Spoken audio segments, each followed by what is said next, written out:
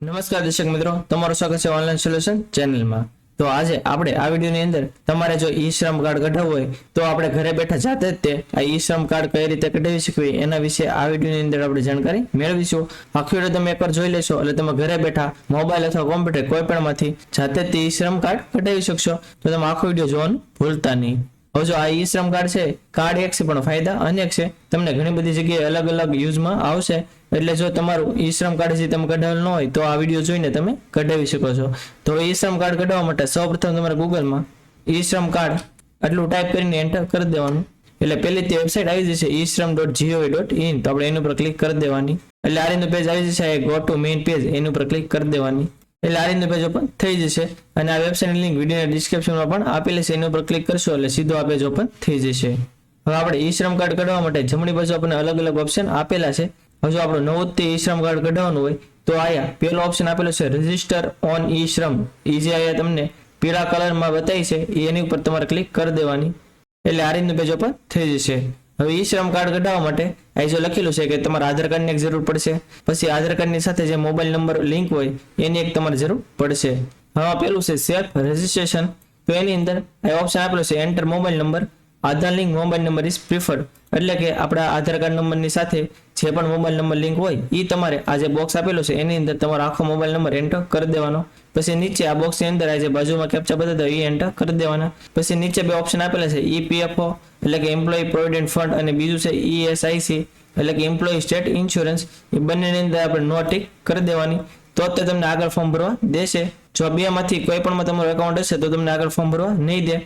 હવે એટલું થઈ જાય પછી તમારે સેન્ડ ઓટીપી એની ઉપર ક્લિક કરી દેવાની, એટલે તમારા મોબાઈલમાં એક ઓટીપી આવ્યો છે એ ઓટીપી તમારા બોક્સની અંદર એન્ટર કરી દેવાનો, અને પછી જે કેપ્ચા બતાતા હોય એ બાજુમાં એન્ટર કરીને સબમિટ બટન ઉપર ક્લિક કરી દેવાની, એટલે આ રીતનું પેજ ઓપન થઈ જશે। હવે આપણને બે ઓપ્શન આપેલા છે આધાર નંબર અને વર્ચ્યુઅલ આઈડી નંબર। હવે જો તમારે આગળ આધાર કાર્ડ હોય તો આપણે આધાર કાર્ડ નંબર તે એન્ટર કરી દેવાનો। હવે આપણો આધાર કાર્ડ નંબર 12 અંકનો હશે તો પહેલા 4 અંક આ એન્ટર કરી દેવાના, પછી આયા અને લાસ્ટ 4 અંક આપણે આ બોક્સની અંદર એન્ટર કરી દેવાના। પછી આ નીચે ત્રણ ઓપ્શન આપેલા છે ફિંગરપ્રિન્ટ, આઈરિસ અને ઓટીપી, એટલે કે જે આપણો આધાર નંબર છે એ વેરીફાઈ કરવા માટે આપણે કયો ઓપ્શન સિલેક્ટ કરવો છે। હવે જો તમે ફિંગરપ્રિન્ટ તમે સિલેક્ટ કરશો તો તમારી આગળ ફિંગરપ્રિન્ટનું જે મશીન આવે એ હોવું જોઈએ, પરંતુ આપણે ઘરે જાતે તે કરતા હોય તો એ મશીન ન હોય તો આપણે ઓટીપી સિલેક્ટ કરી લેવાનો। પછી આ જે કેપ્ચા બતાવ્યો એ બાજુમાં એન્ટર કરીને પછી આ જે બોક્સ આપેલું છે આ એગ્રીને એની ઉપર ક્લિક કરીને સબમિટ બટન એની ઉપર ક્લિક કરી દેવાની, એટલે તમારા મોબાઈલ નંબરમાં એક ઓટીપી આવ્યો છે એ ઓટીપી તમારા આ બોક્સની અંદર એન્ટર કરી દેવાનો, અને ફરીથી આ જે કેપ્ચા બતાવ્યો એ બાજુમાં એન્ટર કરીને વેલિડેટ એની ઉપર ક્લિક કરી દેવાની, એટલે આ રીતનું પેજ ઓપન થઈ જશે। આપણો આધાર કાર્ડની જે બેઝિક ડિટેલ હશે એ અહીંયા આવી જશે, અને ડાબી બાજુ 6 સ્ટેપ આપણને આપેલા છે, તો આ 6 સ્ટેપ આપણે પૂરા કરવા પડશે, પછી આપણું ઈ શ્રમ કાર્ડ નીકળી જશે। તો આપણે આગળ વધવા માટે એ ઓપ્શન આપેલો છે કન્ટિન્યુ ટુ એન્ટર અધર ડિટેલ, તો આપણે એની ઉપર ક્લિક કરી દેવાની, એટલે પર્સનલ ઇન્ફોર્મેશનનો વિન્ડો ઓપન થઈ જશે। તો એની અંદર આપણે આગળની માહિતી કઈ રીતે એન્ટર કરવાની જોતા જઈએ।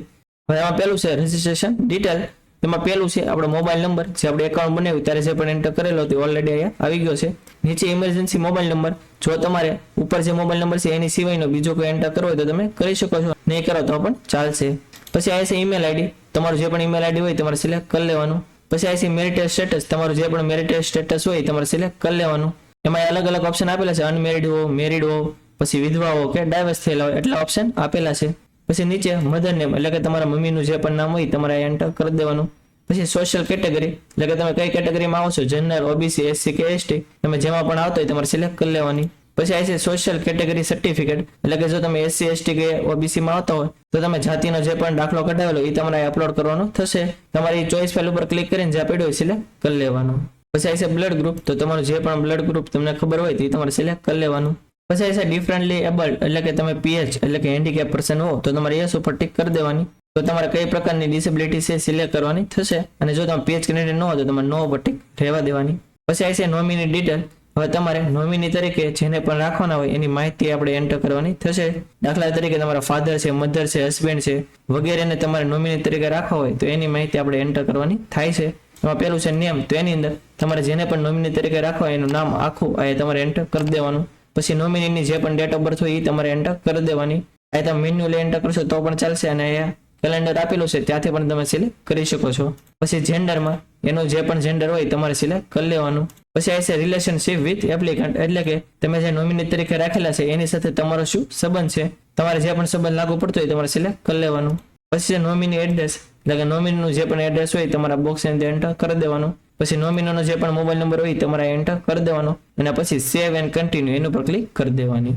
હવે બીજું છે રજીસ્ટ્રેશન ફોર્મ. તો એની અંદર આપણું જે એડ્રેસ હોય આપણે એન્ટર કરવાનું થશે. એમાં બે એડ્રેસ આપણે એન્ટર કરવાના થશે, એક છે કરંટ એટલે કે હાલનું અને એક પરમેનન્ટ એટલે કે કાયમી. જો બંને સેમ હોય તો આપણે સેમ એન્ટર કરી દેવાના અને જો બંને અલગ અલગ હોય તો આપણે અલગ અલગ એન્ટર કરી દેવાના. તેમાં પેલું છે કે હોમ એન્ડ નેટિવ સ્ટેટ. તો એની અંદર આપણું જે પરમેનન્ટ એડ્રેસ ની અંદર જે પણ સ્ટેટ અને ડિસ્ટ્રિક્ટ લાગુ પડતો હોય એ આપણે સિલેક્ટ કરવાનું થશે. તો સ્ટેટ ની અંદર તમારે જે પણ સ્ટેટ લાગુ પડતો હોય એ સિલેક્ટ કરી લેવાનું. પછી છે ડિસ્ટ્રિક્ટ ની અંદર તમારું જે પરમેનન્ટ ડિસ્ટ્રિક્ટ હોય એ તમારે સિલેક્ટ કરી લેવાનું. પછી સ્ટેટ સ્પેસિફિક આઈડી જો તમારે આગળ કઈ હોય તો એન્ટર કરો અને નહીં કરો તો પણ ચાલશે.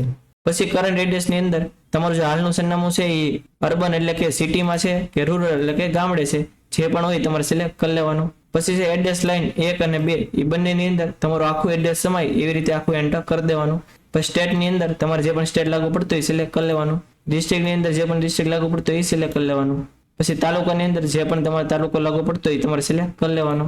પછી સિટીની અંદર તમે જે પણ સિટીમાં રહેતા હો, દાખલા તરીકે ભાવનગરમાં રહેતા હોય તો ભાવનગર એન્ટર કરી દેવાનું. અને જો ઉપર તમારે રૂરલ સિલેક્ટ કરેલું હશે તો એ વિલેજ નો ઓપ્શન આવશે, તો તમારું જે પણ વિલેજ એટલે કે જે પણ તમારું ગામ હોય તમારે સિલેક્ટ કરી લેવાનું. પછી નીચે આ પિનકોડ ની અંદર તમારા એરિયાનો જે પણ પિનકોડ હોય તમારે એન્ટર કરી દેવાનો. પછી નીચે છે સ્ટેઇંગ એટ કરંટ લોકેશન, એટલે કે તમારું જે હાલનું સરનામું છે ત્યાં તમે કેટલા સમયથી રહ્યો છો. અલગ અલગ ઓપ્શન આપેલો છે, આપણે જે પણ લાગુ પડતો હોય સિલેક્ટ કરી લેવાનું. પછી નીચે પરમેનન્ટ એડ્રેસ ની અંદર તમારું જે કાયમી સરનામું હોય એ આપણે આગળ જોયું એવી રીતે તમારો આખો એન્ટર કરી દેવાનો. અને જો બંને સેમ હોય તો ઉપર જેવી રીતે એન્ટર કર્યું એવી રીતે નીચે તમારે એન્ટર કરી દેવાનું. હવે એટલું થઈ જાય પછી તમારે સેવ એન્ડ કન્ટિન્યુ એની ઉપર ક્લિક કરી દેવાની. પછી ત્રીજું છે એજ્યુકેશન ક્વોલિફિકેશન. તો એની અંદર આપણું જે પણ એજ્યુકેશન ક્વોલિફિકેશન હોય આપણે એની માહિતી નાખવાની થશે. એમાં પેલું ઓપ્શન આપેલું છે એજ્યુકેશન ક્વોલિફિકેશન, તો આપણે એની ઉપર ક્લિક કરશું તો આપણે અલગ અલગ ઓપ્શન આપેલા છે. જો તમારે કઈ અભ્યાસ કરેલો ન હોય તો નોટ લિટરેટ ઈ સિલેક્ટ કરી લેવાનું. પછી તમે પ્રાઇમરી સુધી અભ્યાસ કરેલો હોય, પછી હાઈ સેકન્ડરી સુધી કરેલો હોય, ડિપ્લોમા કરેલું, ગ્રેજ્યુએશન, પોસ્ટ ગ્રેજ્યુએશન વગેરે અલગ અલગ ઓપ્શન આપેલા છે. તમારે જે પણ લાગુ પડતો હોય સિલેક્ટ કરી લેવાનો. પછી એજ્યુકેશન સર્ટિફિકેટ એટલે કે તમે જે પણ અભ્યાસ કરેલું છે એનું છેલ્લું જે સર્ટિફિકેટ હોય એ તમારે અપલોડ કરી દેવાનું. કે જે તમે પ્રૂફ છે પીડીએફ, જેપીજી વગેરે ફોર્મેટમાં અને એની સાઇઝ તમારે 1 MB થી નીચે રાખવાની અને તમારે અપલોડ કરવા માટે ચોઈસ ફાઇલ ઉપર ક્લિક કરીને જે પીડીએફ સિલેક્ટ કરી લેવાનું. પછી છે મંથલી ઇન્કમ સ્લેબ એટલે કે મહિનાની તમારી આવક કેટલી છે એ તમારે સિલેક્ટ કરવાની થશે. અહીંયા જો અલગ અલગ ઓપ્શન આપેલા છે, તમારે જે પણ લાગુ પડતું હોય આનાથી તમારે સિલેક્ટ કરી લેવાની. પછી ઇન્કમ સર્ટિફિકેટ એટલે કે તમારે આગળ જે આવકનો દાખલો કઢાવેલો હોય તો એ તમારે અપલોડ કરવાનું થશે. એ પણ તમારે ચોઈસ ફાઇલ ઉપર ક્લિક કરીને જે પીડીએફ સિલેક્ટ કરી લેવાનું. અને તમારે આગળ ઇન્કમ સર્ટિફિકેટ નહીં હોય અને તમે એન્ટર નહીં કરો તો પણ ચાલશે. એટલું થઈ જાય પછી તમારે સેવ એન્ડ કન્ટિન્યુ એની ઉપર ક્લિક કરી દેવાની. એટલે આ રીતનું પેજ ઓપન થઈ જશે. હવે આની અંદર આપણું ઓક્યુપેશન એન્ડ સ્કિલ એટલે આપણે જે પણ કઈ જોબ કે કઈ ધંધો કરી રહ્યા હોય એની માહિતી એન્ટર કરવાની થશે. તેમાં પેલો કઈ ઓપ્શન આપેલો છે એમાં આ જો લખેલું છે કે તમે જો ઉબર, ઓલા, ઝોમેટો, સ્વિગી વગેરેની અંદર જો તમે કઈ કામ કરી રહ્યા હોય તો તમારે યસ ઉપર ટિક કરી દેવાની. તો આ બીજા અલગ અલગ ઓપ્શન ઓપન થઈ જશે કે તમે કયા પ્લેટફોર્મ ઉપર કામ કરી રહ્યા છો, તમારો પાન કાર્ડ નંબર શું છે વગેરે બધી માહિતી તમારે એન્ટર કરવાની થશે. પરંતુ તમે એ ઉબર, ઓલા, ઝોમેટો કે સ્વિગી કે એની અંદર કઈ જોબ કરી રહ્યા ન હોય તો તમારે નો ઉપર ટિક એમને રહેવા દેવાની. પછી છે પ્રાઇમરી ઓક્યુપેશન એટલે કે તમે શું જોબ કરી રહ્યા છો કે કઈ તમે જો ધંધો કરતા હોય, દાખલા તરીકે તમે દરજી કામ કરી રહ્યા હો તો તમારે ટેલર એન્ટર કરી દેવાનું. એવી રીતે તમે જો કઈ ખેત મજૂરી કરી રહ્યા હો તો તમે લેબર એન્ટર કરશો એટલે પેલો ઓપ્શન આવી જશે કે લેબર એગ્રીકલ્ચર, તો એ તમારે સિલેક્ટ કરી લેવાનું. એવી રીતે તમે જે પણ ધંધો કે જે પણ જોબ કરી રહ્યા હો એની માહિતી તમારે એન્ટર કરી દેવાની. એ તમે ટાઈપ કરશો એટલે ઓટોમેટિક બધી માહિતી આવતી જશે. પછી છે વર્કિંગ એક્સપિરિયન્સ એટલે કે તમે ઉપર જે પણ ધંધો કે જોબ નાખેલી છે એની અંદર તમને કેટલા વર્ષનો અનુભવ છે એ તમારે આનાથી સિલેક્ટ કરી લેવાનું. પછી સેકન્ડરી ઓક્યુપેશન એટલે કે આપણે જે ઉપર મેઇન આપણો ધંધો નાખેલો છે એની સિવાયનો બીજી તમારો કઈ બીજી સ્કિલ હોય કે બીજો કઈ તમે સાઈડમાં ધંધો કરતા હો તેની માહિતી તમારે એન્ટર કરવી હોય તો તમે કરી શકો છો, નહીં કરો તો પણ ચાલશે. પછી તમે ઉપર જે પણ જોબ કે ધંધો કરી રહ્યા હો એનું તમારે આગળ જો કઈ સર્ટિફિકેટ હોય તો તમારે એ ચોઈસ ફાઇલ ઉપર ક્લિક કરીને એ અપલોડ કરી દેવાનું. અને જો કઈ તમારે આગળ એવું સર્ટિફિકેટ ન હોય તો તમે એન્ટર નહીં કરો તો પણ ચાલશે. પછી નીચે છે how did you acquire skill એટલે કે તમે હાલમાં જે જોબ કે ધંધો કરી રહ્યા છો એની સ્કિલ તમને ક્યાંથી આવી, એની માટે તમે કઈ અલગથી અભ્યાસ કરેલો છે કે કઈ શીખેલા છો. જો એવું હોય તો તમારે પેલો option receive from vocational training English select કરી લેવાનું. અને જો એ કઈ તમે અલગથી કઈ શીખેલું ન હોય કે કઈ ભણેલા ન હોય પરંતુ પેઢી દર પેઢી એ ધંધો ચાલુ આવતો હોય તો તમારે did not receive any vocational training ઈ સિલેક્ટ કરી લેવાનું. જો તમે did not receive option select કરશો તો નીચે બીજા ઓપ્શન ઓપન થઈ જશે કે તમે જાતે શીખેલા છો કે કઈ ભણેલા છો વગેરે ઓપ્શન તમારે જે પણ લાગુ પડતું હોય સિલેક્ટ કરી લેવાનું અને ઉપર તમે રિસીવ સિલેક્ટ કરશો તો આ બીજા ઓપ્શન ઓપન થઈ જશે કે તમે જે પણ નોલેજ એક્વાયર કરેલું છે એનું તમારે કઈ સર્ટિફિકેશન કે કઈ લાયસન્સ છે જો હોય તો એનો નંબર તમારા બોક્સની અંદર એન્ટર કરી દેવાનો અને તમારે આગળ કઈ સર્ટિફિકેટ કે એવું કઈ ન હોય તો તમે નો ઉપર ટિક કરી દેવાની. પછી નીચે ઓપ્શન આપેલો છે ઇન્ટરેસ્ટ ઇન સ્કિલ અપગ્રેડ, તો એની અંદર આની ઉપર ક્લિક કરશો એટલે બે ઓપ્શન જોવા મળશે. હવે તમે જે પણ જોબ કે ધંધો કરી રહ્યો હોય એની માટે તમારે કઈ અલગથી ટ્રેનિંગ લેવાની જરૂર છે. જો તમારે કઈ ટ્રેનિંગ જોતી હોય તો અલગ અલગ ઓપ્શન આ બે આપેલા છે, કોઈ પણ સિલેક્ટ કરી લેવાનું અને આ બંને માહિતી તમે એન્ટર નહીં કરો તો પણ ચાલશે. હવે એટલું થઈ જાય પછી તમારે સેવ એન્ડ કન્ટિન્યુ એની ઉપર ક્લિક કરી દેવાની. તો છેલ્લું છે બેંક ડિટેલ, તો આપણે જે બેંકની ડિટેલ હોય આપણે એન્ટર કરવાની થશે અને તમે આ બેંકની ડિટેલ એન્ટર નહીં કરો તો પણ ચાલશે. તમારે સીધું સેવ એન્ડ કન્ટિન્યુ ઉપર ક્લિક કરી દેવાનું. પરંતુ જો તમારું બેંકની અંદર એકાઉન્ટ હોય તો આપણે માહિતી એન્ટર કરી દેવાની. એમાં પહેલું છે બેંક એકાઉન્ટ નંબર, એટલે તમારો જે બેંકનો એકાઉન્ટ નંબર હોય તમારા બોક્સની અંદર એન્ટર કરી દેવાનો. પછી બીજું છે કન્ફર્મ બેંક એકાઉન્ટ નંબર, એટલે બીજી વાર તમારે આ બેંકનો એકાઉન્ટ નંબર એન્ટર કરી દેવાનો. પછી એકાઉન્ટ હોલ્ડર નેમ, એટલે કે તમારું જે પણ બેંકની ચોપડીની અંદર નામ લખેલું હોય એ આખું તમારા બોક્સની અંદર એન્ટર કરી દેવાનું. પછી તમારો બેંકનો જે આઈએફએસસી કોડ હોય તમારે એન્ટર કરી દેવાનો અને પછી સર્ચ ઉપર ક્લિક કરી દેવાની, એટલે તમારી બેંકનું નામ અને બ્રાન્ચનું નામ અહીં લખેલું આવી જશે. હવે એટલું થઈ જાય પછી તમારે સેવ એન્ડ કન્ટિન્યુ એની ઉપર ક્લિક કરી દેવાની, એટલે આપણે જે ફોર્મ ભર્યું છે એ બધી માહિતી અહીંયા આવી જશે. તમારે એકવાર બધી વેરીફાઈ કરી લેવાની. જો બધું ઓકે જ હોય તો આપણે પ્રિન્ટ ઉપર ક્લિક કરીને તો આપણે જે ફોર્મ ભર્યું છે આખું આપણે ડાઉનલોડ કરી શકશું. અને જો ફોર્મમાં કઈ ભૂલ હોય તો તમે નીચે આવશો તો એડિટનો ઓપ્શન જોવા મળશે, એની ઉપર ક્લિક કરીને તમે જે પણ માહિતી તમારે સુધાર કરવો હોય તમે કરી શકશો. પરંતુ જો બધું ઓકે જ હોય તો આપણે ફાઇનલ સબમિટ આપવા માટે આ જે બોક્સ આપેલું છે એની ઉપર ક્લિક કરીને સબમિટ બટન ઉપર ક્લિક કરી દેવાની, એટલે તમે ફાઇનલ સબમિટ આપશો એટલે તમારું ઈ શ્રમ કાર્ડ આ જનરેટ થઈ જશે. અને એ તમારે ડાઉનલોડ કરવું હોય તો ઉપર આ ઓપ્શન આપેલું છે ડાઉનલોડ યુએએન કાર્ડ, તમે એની ઉપર ક્લિક કરશો એટલે તમારું આ જે ઈ શ્રમ કાર્ડ છે એ ડાઉનલોડ થઈ જશે અને પછી તમે એનું પ્રિન્ટ કઢાવીને તમારે જ્યાં પણ યુઝ કરવો હોય ત્યાં તમે કરી શકશો.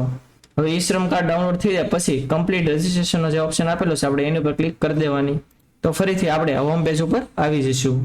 તો આથી સંપૂર્ણ માહિતી કે ઈ શ્રમ કાર્ડ તમારે ઘરે બેઠા જાતે તે બનાવવું હોય તો આપણે કઈ રીતે બનાવી શકવી. હજી તો તમે ઈ શ્રમ કાર્ડનું ફોર્મ ભરો અને તમને કઈ પ્રોબ્લેમ આવે તમે કોમેન્ટ બોક્સમાં જણાવી શકો છો, આપણે 100% આન્સર આપીશું. અને આ વિડીયો જો તમને સારો લાગ્યો તો વિડીયોને લાઈક કરી દેજો અને મેક્સિમમ લોકો સુધી શેર કરજો જેથી બધા લોકોને આની વિશે માહિતી મળી રહે. અને જો તમે આપણી ચેનલમાં ન હો, આપણી ચેનલ હજી સુધી સબસ્ક્રાઇબ ન કરી હોય તો ચેનલને સબસ્ક્રાઇબ કરવાનું ભૂલતા નહીં, જેથી આવી જ માહિતી તમને સમયસર મળી રહે. અને આપણે ટેલિગ્રામ અને વોટ્સએપમાં પણ ચેનલ છે, એની અંદર જો તમે જોડેલા ન હો તો નીચે ડિસ્ક્રિપ્શનમાં લિંક આપેલી છે, એના પર ક્લિક કરીને તમે એમાં જોડાઈ શકો છો, જેથી આવી જ માહિતી તમને સમયસર મળી રહે. તો આજ માટે બસ એટલું જ. મળશું આપણે નેક્સ્ટ વિડીયોમાં. ત્યાં સુધી બધાને જય હિન્દ.